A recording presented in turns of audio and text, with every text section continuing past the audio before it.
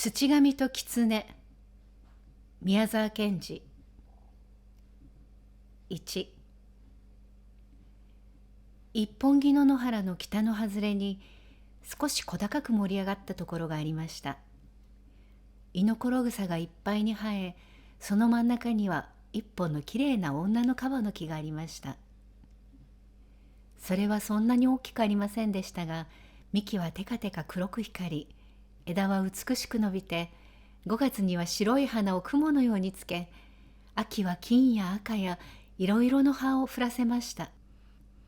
ですから渡り鳥のカッコウやモズも、また小さなミソサザイやメジロもみんなこの木に止まりました。ただもしも若い鷹などが来ているときは、小さな鳥は遠くからそれを見つけて決して近くへ寄りませんでした。この木に2人の友達がありました。一人はちょうど500歩ばかり離れたぐちゃぐちゃの家賃の中に住んでいる土神で、一人はいつも野原の南の方からやってくる茶色の狐だったのです。カバの木はどちらかといえば狐の方が好きでした。なぜなら土神の方は神という名こそついてはいましたが、ごく乱暴で、髪もボロボロの木綿糸の束のよう、目も赤く、着物だってまるでワカメに似、いつも裸足で、爪も黒く長いのでした。ところが狐の方は大変に上品な風で、めったに人を怒らせたり気に障るようなことをしなかったのです。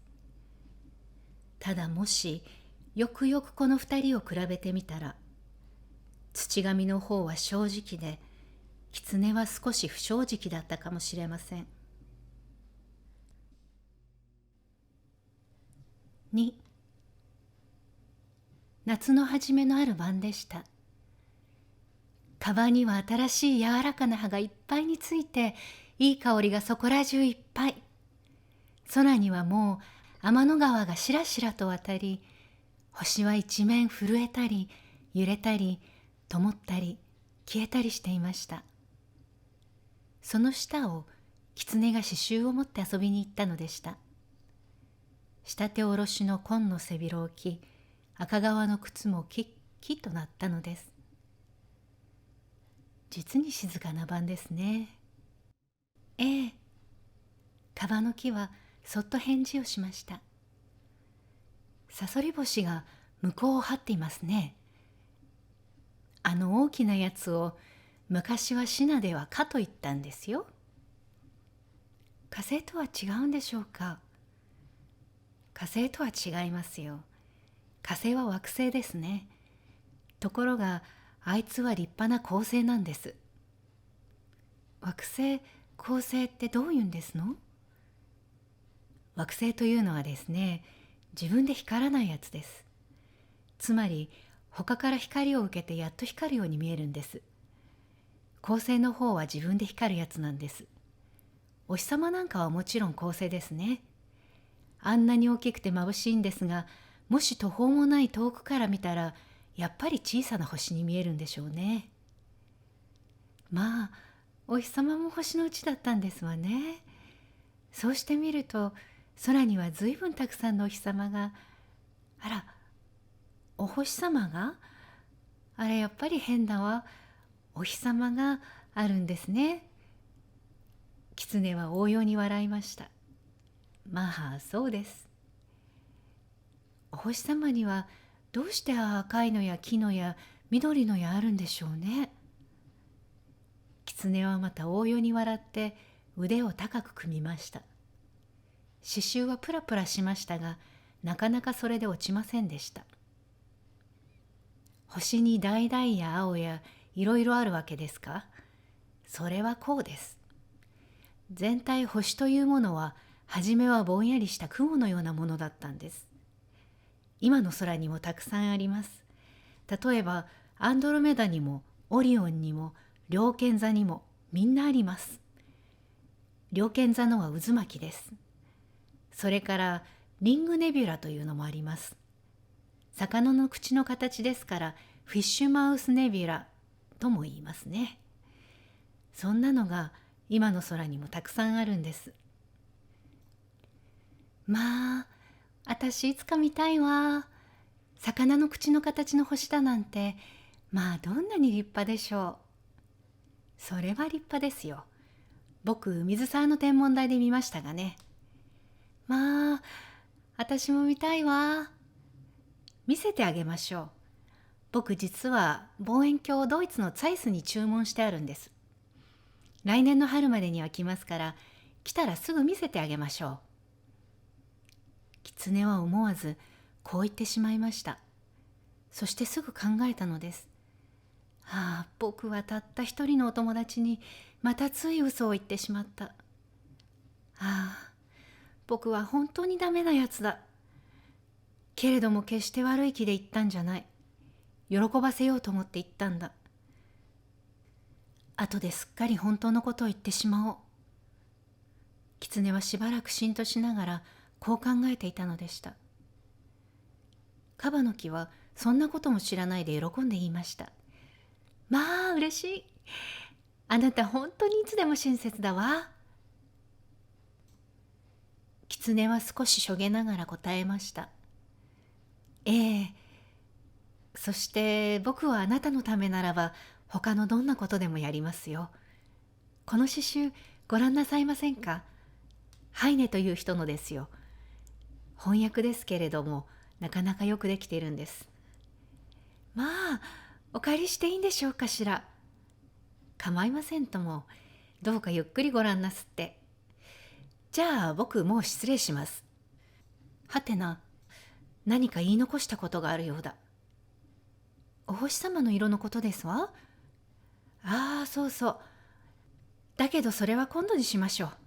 僕あんまり長くお邪魔しちゃいけないから。あら、いいんですよ。僕また来ますから。じゃあさよなら。本をあげてきます。じゃあ、さよなら。狐は忙しく帰っていきました。そしてカバの木はその時吹いてきた南風にざわざわ葉を鳴らしながら、狐の置いていった刺繍を取り上げて、天の川や空一面の星から来るかすかな明かりに透かしてページをくりました。そのハイネの刺繍にはローレライやさまざま美しい歌がいっぱいにあったのです。そしてカバの木は一晩中読み続けました。ただその野原の3時過ぎ、東から金牛球の昇る頃、少しトロトロしただけでした。夜が明けました。太陽が昇りました。草には梅雨がきらめき、花は皆力いっぱい咲きました。その東北の方から溶けた銅の汁を体中にかぶったように、朝日をいっぱいに浴びて、土神がゆっくりゆっくりやってきました。いかにも分別臭そうに腕をこまねきながらゆっくりゆっくりやってきたのでした。カバの木はなんだか少し困ったように思いながら、それでも青い葉をキラキラと動かして土神の来る方を向きました。その影は草に落ちてチラチラチラチラ揺れました。土神は静かにやってきてカバの木の前に立ちました。カバの木さん、おはよう。おはようございます。わしはね、どうも考えてみるとわからんことがたくさんある。なかなかわからんことが多いもんだね。まあ、どんなことでございますの？例えばだね、草というものは黒い土から出るのだが、なぜこう青いもんだろう。木や白の花さえ咲くんだ。どうもわからんね。それは草の種子が青や白を持っているためではないでございましょうか。そうだ、まあそういえばそうだが、それでもやっぱりわからんな。例えば秋のキノコのようなものは種子もなし、全く土の中からばかり出ていくもんだ。それにもやっぱり赤や黄色やいろいろある。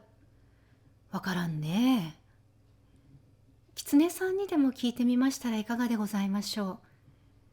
カバの木はうっとり夕べの星の話を思っていましたので、ついこう言ってしまいました。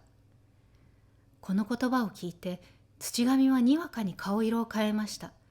そして拳を握りました。なんだ、狐？狐が何を言いおった。カバの木はおろおろ声になりました。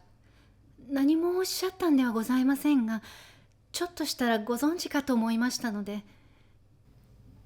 狐なんぞに神が物を教わるとは一体何たることだ。へい。カバの木はもうすっかり怖くなってプリプリプリプリ揺れました。土神は歯をキシキシ噛みながら高く腕を組んでそこらを歩き回りました。その影は真っ黒に草に落ち、草も恐れて震えたのです。狐のごときは実に世の害悪だ。ただ一言もまことはなく、卑怯で臆病で、それに非常に妬み深いのだ。畜生の分際として。カバの木はやっと気を取り直して言いました。もうあなた方のお祭りも近づきましたね。土神は少し顔色を和らげました。そうじゃ、今日は5月3日、あと6日だ。土神はしばらく考えていましたが、にわかにまた声を荒らげました。しかしながら人間どもは不届きだ。近頃はわしの祭りにも供物一つ持ってこん。今度わしの領分に最初に足を入れた者はきっと泥の底に引きずり込んでやろう。土神はまたキリキリはがみしました。カバの木はせっかくなだめようと思って言ったことが、またもやかえってこんなことになったので、もうどうしたらいいかわからなくなり、ただちらちらとその葉を風にゆすっていました。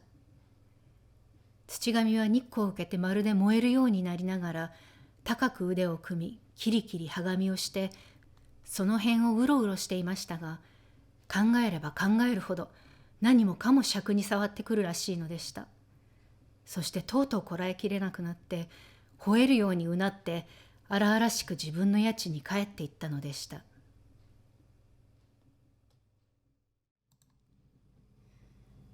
3、土神の住んでいるところは小さな競馬場ぐらいある冷たい湿地で、苔や唐草や短い葦などが生えていましたが、またところどころにはアザミや背の低いひどくねじれた柳などもありました。水がジメジメして、その表面にはあちこち赤い鉄の渋が湧き上がり、見るからドロドロで気味も悪いのでした。その真ん中の小さな島のようになったところに、丸太でこしらえた高さ一間ばかりの土神の祠があったのです。土神はその島に帰ってきて、祠の横に長々と寝そべりました。そして黒い痩せた足をガリガリかきました。土神は一羽の鳥が自分の頭の上をまっすぐにかけていくのを見ました。すぐ土神は起き直って「しっ!」と叫びました。鳥はびっくりしてよろよろっと落ちそうになり、それからまるで羽も何もしびれたようにだんだん低く落ちながら向こうへ逃げていきました。土神は少し笑って起き上がりました。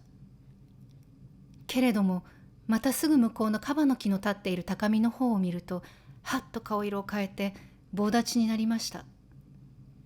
それからいかにもむしゃくしゃするというふうに、そのボロボロの髪毛を両手でかきむしっていました。その時、谷地の南の方から一人の木こりがやってきました。見積山の方へ稼ぎに出るらしく、谷地の縁に沿った細い道を大股に行くのでしたが、やっぱり土神のことは知っていたと見えて、時々気遣わしそうに土神の祠の方を見ていました。けれども木こりには土神の形は見えなかったのです。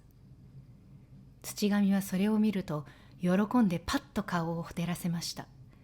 それから右手をそっちへ突き出して、左手でその右手の手首をつかみ、こっちへ引き寄せるようにしました。すると奇怪なことは、木こりは道を歩いていると思いながら、だんだん谷地の中に踏み込んでくるようでした。それからびっくりしたように足が速くなり、顔も青ざめて口を開いて息をしました。土神は右手の拳をゆっくりぐるっと回しました。すると木こりはだんだんぐるっと丸く回って歩いていましたが、いよいよひどく慌て出して、まるでハーハーハーハーしながら何遍も同じところを回り出しました。何でも早く谷地から逃げて出ようとするらしいのでしたが、焦っても焦っても同じところを回っているばかりなのです。とうとう木こりはおろおろ泣き出しました。そして両手を上げて走り出したのです。土神はいかにも嬉しそうにニヤニヤニヤニヤ笑って寝そべったままそれを見ていましたが、間もなく木こりがすっかりのぼせて疲れてパタッと水の中に倒れてしまいますと、ゆっくりと立ち上がりました。そしてぐちゃぐちゃ大股にそっちへ歩いていって、倒れている木こりの体を向こうの草原の方へポンと投げ出しました。木こりは草の中にどっしりと落ちて、と言いながら少し動いたようでしたが、まだ気がつきませんでした。土神は大声に笑いました。その声は怪しい波になって空の方へ行きました。空へ行った声は間もなくそっちから跳ね返ってガサリとカバの木のところにも落ちていきました。カバの木ははっと顔色を変えて日光に青く透き通り、せわしくせわしく震えました。土神はたまらなそうに両手で髪をかきむしりながら一人で考えました。俺のこんなに面白くないというのは、第一は狐のためだ。狐のためよりはカバの木のためだ。狐とカバの木とのためだ。けれどもカバの木の方は俺を怒ってはいないのだ。カバの木を怒らないために俺はこんなにつらいのだ。カバの木さえどうでもよければ、狐などはなおさらどうでもいいのだ。俺は卑しいけれどもとにかく神の分際だ。それに狐のことなどを気にかけなければならないというのは情けない。それでも気にかかるから仕方ない。カバの木のことなどは忘れてしまえ。ところがどうしても忘れられない。今朝は青ざめて震えたぞ。あの立派だったこと、どうしても忘れられない。俺はむしゃくしゃ紛れにあんな哀れな人間などをいじめたのだ。けれども仕方ない。誰だってむしゃくしゃした時は何をするかわからないのだ。土神は一人で切ながってバタバタしました。空をまた一匹の鷹がかけていきましたが、土神は今度は何とも言わず黙ってそれを見ました。ずっとずっと遠くで騎兵の演習らしいパチパチパチパチ潮のはぜるような鉄砲の音が聞こえました。空から青光がドクドクと野原に流れてきました。それを飲んだためか、さっきの草の中に投げ出された木こりはやっと気がついておずおずと起き上がり、しきりにあたりを見回しました。それからにわかに立って一目散に逃げ出しました。見積山の方へまるで一目散に逃げました。土神はそれを見てまた大きな声で笑いました。その声はまた青空の方まで行き、途中からバサリとカバの木の方へ落ちました。カバの木はまたはっと葉の色を変え、見えないくらい細かく震いました。土神は自分の祠の周りをうろうろうろうろ何遍も歩き回ってから、やっと気が静まったと見えて、すっと形を消し溶けるように祠の中へ入っていきました。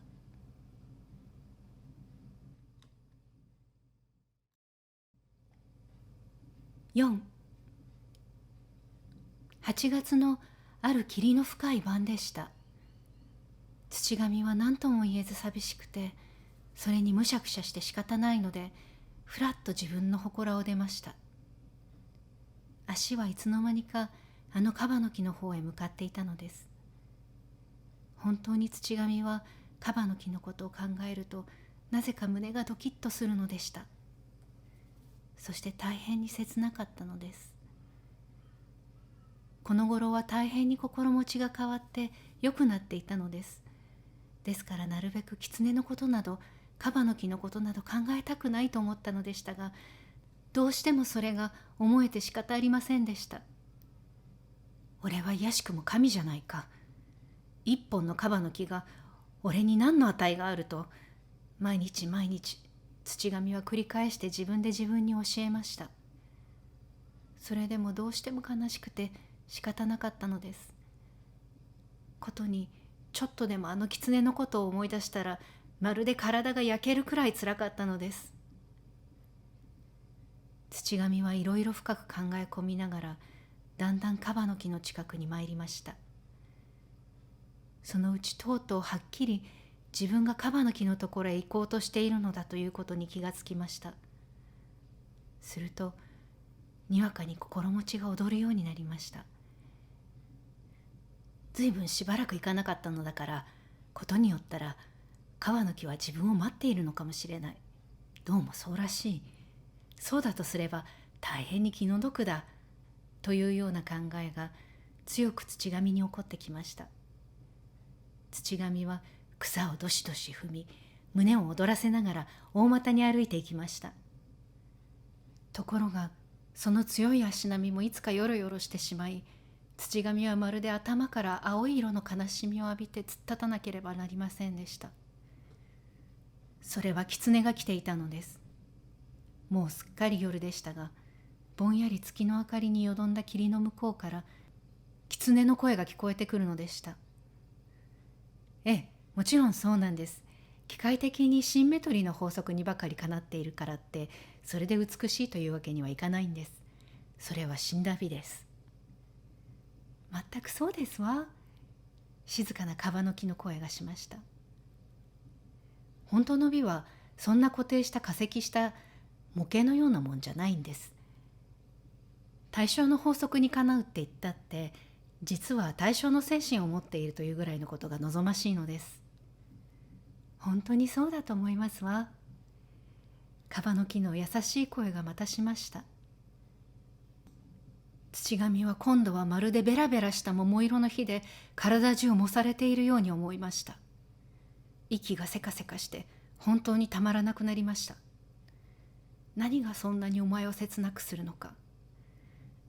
たかがカバの木と狐との野原の中での短い会話ではないか。そんなものに心を乱されて、それでもお前は神と言えるか。土神は自分で自分を責めました。狐がまた言いました。ですからどの美学の本にもこれくらいのことは論じてあるんです。美学の方の本、たくさんお持ちですの？カバの木は尋ねました。余計もありませんが、まあ日本語と英語とドイツ語のなら大抵ありますね。イタリーのは新しいんですが、まだ来ないんです。あなたの書斎、まあどんなに立派でしょうね。いいえ、まるで散らばってますよ。それに研究室兼用ですからね。あっちの隅には顕微鏡、こっちにはロンドンタイムス、大理石のシーザーが転がったり、まるっきりごったごたです。まあ立派だわね。本当に立派だわ。ふんと狐の謙遜のような自慢のような息の音がして、しばらくシーンとなりました。土神はもういても立ってもいられませんでした。狐の言っているのを聞くと、全く狐の方が自分よりは偉いのでした。卑しくも神ではないかと今まで自分で自分に教えていたのが、今度はできなくなったのです。つらいつらい。もう飛び出していって狐を一先に裂いてやろうか。けれどもそんなことは夢にも俺の考えるべきことじゃない。けれどもその俺というものは、なんだ結局狐にも劣ったもんじゃないか。一体俺はどうすればいいのだ。土神は胸をかきむしるようにしてもだえました。いつかの望遠鏡、まだ来ないんですの？カバの木がまた言いました。いつかの望遠鏡ですか。まだ来ないんです。なかなか来ないです。欧州航路はだいぶ混乱してますからね。来たらすぐ持ってきてお目にかけますよ。土星の輪なんかそれや美しいんですからね。土神はにわかに両手で耳を押さえて一目散に北の方へ走りました。黙っていたら自分が何をするかわからないのが恐ろしくなったのです。まるで一目散に走っていきました。息が続かなくなってばったり倒れたところは見積山のふもとでした。土神は髪の毛をかきむしりながら草を転げ回りました。それから大声で泣きました。その声は時でもない雷のように空へ行って野原中へ聞こえたのです。土神は泣いて泣いて疲れて明け方ぼんやり自分の祠に戻りました。5、そのうちとうとう秋になりました。カバの木はまだ真っ青でしたが、その辺のイノコログサはもうすっかり金色の方を出して風に光り、ところどころスズランの実も赤く熟しました。ある透き通るように金色の秋の日、土神は大変上機嫌でした。今年の夏からのいろいろな辛い思いがなんだかぼーっとみんな立派なもやのようなものに変わって頭の上に輪になってかかったように思いました。そしてもうあの不思議に意地の悪い性質もどこかへ行ってしまって、カバの木なども狐と話したいなら話すがいい。両方とも嬉しくて話すのなら本当にいいことなんだ。今日はそのことをカバの木に言ってやろう。と思いながら、土神は心も軽くカバの木の方へ歩いていきました。カバの木は遠くからそれを見ていました。そしてやっぱり心配そうにブルブル震えて待ちました。土神は進んでいって気軽に挨拶しました。カバの木さん、おはよう。実にいい天気だな。おはようございます。いいお天気でございます。天道というものはありがたいもんだ。春は赤く、夏は白く、秋は黄色く。秋が黄色になると、ぶどうは紫になる。実にありがたいもんだ。全くでございます。わしはな、今日は大変に気分がいいんだ。今年の夏から実にいろいろ辛い目にあったのだが、やっと今朝からにわかに心持ちが軽くなった。カバの木は返事しようとしましたが、なぜかそれが非常に重苦しいことのように思われて返事しかねました。わしは今なら誰のためにでも命をやる。ミミズが死ななきゃならんなら、それにもわしは代わってやっていいのだ。土神は遠くの青い空を見て言いました。その目も黒く立派でした。カバの木はまた何とか返事しようとしましたが、やっぱり何か大変重苦しくて、わずか吐息をつくばかりでした。その時です。狐がやってきたのです。狐は土神のいるのを見るとはっと顔色を変えました。けれども戻るわけにもいかず、少し震えながらカバの木の前に進んできました。カバの木さん、おはよう。そちらにいられるのは土神ですね。狐は赤革の靴を履き、茶色のレインコートを着て、まだ夏帽子をかぶりながらこう言いました。わしは土神だ。いい天気だ。な。土神は本当に明るい心持ちでこう言いました。狐は妬ましさに顔を青くしながらカバの木に言いました。お客様のおいでのところに上がって失礼いたしました。これはこの間お約束した本です。それから望遠鏡はいつか晴れた晩にお目にかけます。さよなら。まあ、ありがとうございます。とカバの木が言っているうちに、狐はもう土神に挨拶もしないでさっさと戻り始めました。カバの木はさっと青くなって、また小さくプリプリ震いました。土神はしばらくの間ただぼんやりと狐を見送って立っていましたが、ふと狐の赤靴の靴のキラッと草に光るのにびっくりして我に返ったと思いましたら、にわかに頭がぐらっとしました。狐がいかにも意地を張ったように肩を怒らせてぐんぐん向こうへ歩いているのです。土神はムラムラっと怒りました。顔もものすごく真っ黒に変わったのです。美学の本だの望遠鏡だのと、畜生、さあどうするか見ろといきなり狐の後を追いかけました。カバの木は慌てて枝がいっぺんにガタガタ震え、狐もその気配にどうかしたのかと思って何気なく後ろを見ましたら、土神がまるで黒くなって嵐のように迫ってくるのでした。さあ狐はさっと顔色を変え、口も曲がり、風のように走って逃げ出しました。土神はまるでそこら中の草が真っ白な火になって燃えているように思いました。青く光っていた空さえにわかにがらんと真っ暗な穴になって、その底では赤い炎がどうどう音を立てて燃えると思ったのです。二人はゴーゴー鳴って汽車のように走りました。もうおしまいだ、もうおしまいだ、望遠鏡、望遠鏡、望遠鏡と狐は一心に頭の隅のとこで考えながら夢のように走っていました。向こうに小さな赤ハゲの丘がありました。狐はその下の丸い穴に入ろうとしてくるっと一つ回りました。それから首を低くしていきなり中へ飛び込もうとして後ろ足をちらっと上げたとき、もう土神は後ろからパッと飛びかかっていました。